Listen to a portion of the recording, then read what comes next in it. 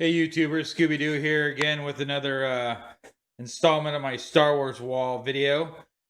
Still working on the Millennium Falcon, and I wanted to show you some quick tips. I went ahead and installed some of the lights onto the Millennium Falcon. That was from my last video. Also did a little bit of painting, and also wanted to show you my R2 unit. Hey R2, how you like your new paint job? Yeah, it's pretty sweet. Let me zoom in here. I went ahead and gave him a little paint job, and I weathered him up. And he really loves it. Don't you, R2? Okay, so that's that. Yeah, you like it.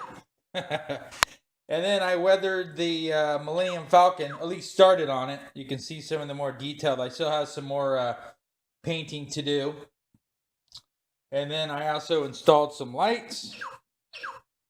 And I'm probably going to have to turn off my R2 unit because he wants to steal the show. And when you turn the lights, that's what the lights look like.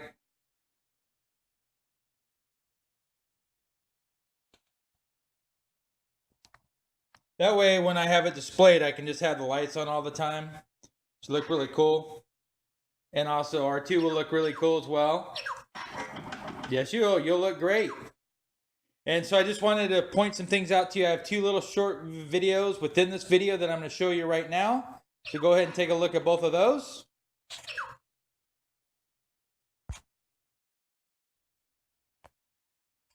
All right, so this is how I actually install the lights. I just kind of wanted to show you.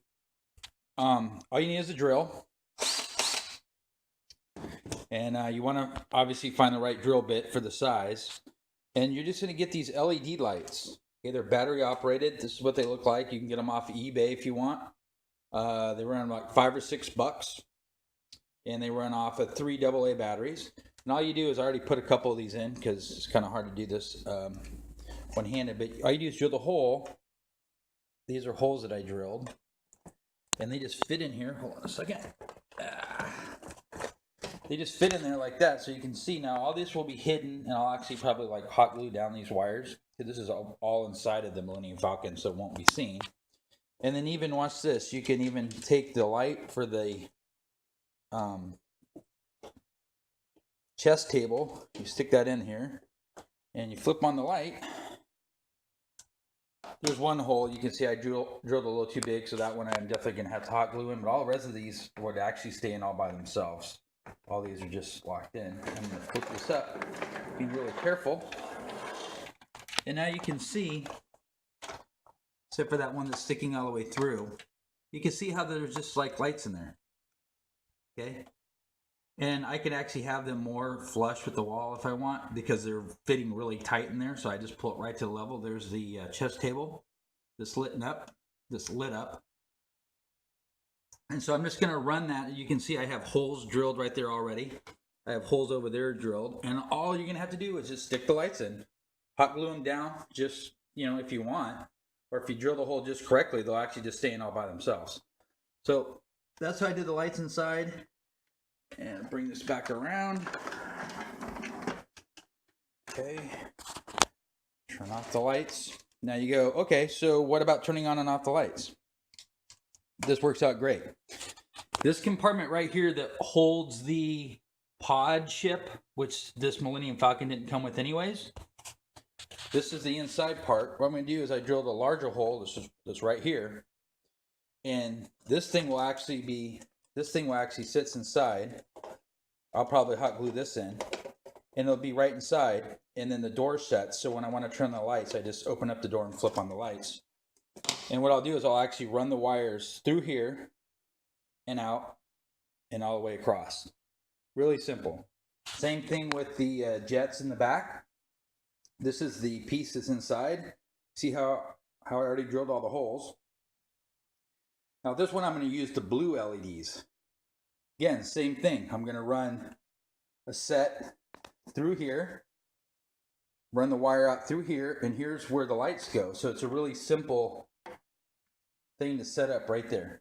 They're just going to go, the blue lights are going to just pop right into place. Then I'm going to take the shell, pop it back on, and done. So that is how the inside looks, and that is how it's done.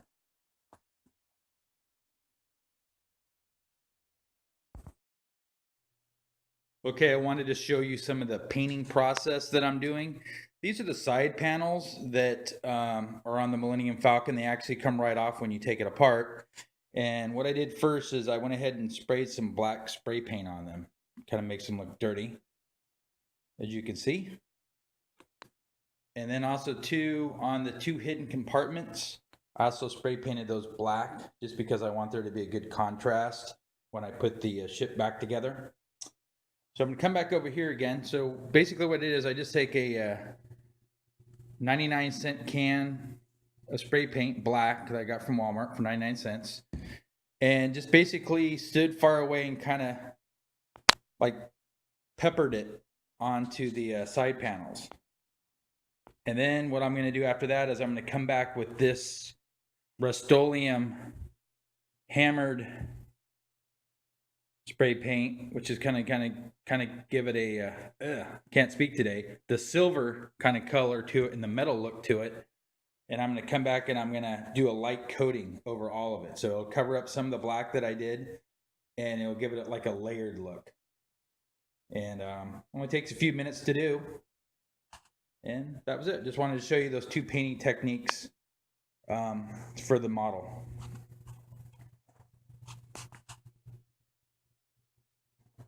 Get kind of close in.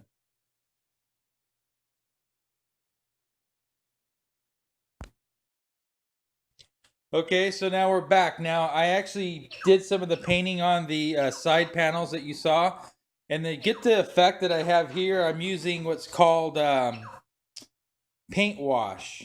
Okay, you can get it this. You don't have to use this brand. This is oil and grease wash. That's what I put on the R2 unit. Well, I put a little bit of that. Then I also use some of the black wash. You can actually just buy it just like this. And then I also use spray paint. I use black and I use white. And what I do with that is I actually spray a little bit onto this cardboard. I let it dry a little bit, and I kind of do what's called a dry brushing. I take the brush, I dab it off on some paper towels, and then lightly paint on here where you can see how I have the exhaust marks that I put. That came from doing the spray paint and then using the brush. And let's see, where did I do the side panel at? Let me get that really quickly. You can also take a look at the back of the R2. He's kind of following me around. That's the back side of it. And I still have a little bit to do on these side panels. I just started this.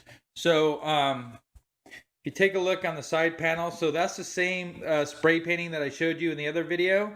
And then I just added some extra colors. Okay, so now I'm going to actually buy probably like a red spray paint and maybe a yellow. And I'm going to do the same thing. I'll just spray paint it onto this and then let it dry a little bit, and then dry brush a couple of strokes of color just to give it, you know, a little bit more color than what it already has. But you can see it looks pretty good. It's getting kind of detailed, and I'm not a painter, so this is a very easy process to do. Again, with the wash, you actually just dip the brush in and just swab it on, just like that, just like my hand is. Woo! And then if it's a little too dark for you, when you first put it on, just wipe some of it off. It's really, really simple. So there you go. There's an update. Look for more updates. Star Wars Wall is coming. It's getting closer. Just waiting for those shelves and a few other little items, which I'm going to actually do a review on the Disney diecast vehicles. I should be getting those probably at the first of next week, and I will do a review on those. So until next time, I will see you later. R2, do you have anything to say? You want to say goodbye? R2, say goodbye. I don't know what he's doing. Hey, R2. He's looking at something. Well, anyways, there you go. Talk to you guys later. Gotcha. Out. See you later.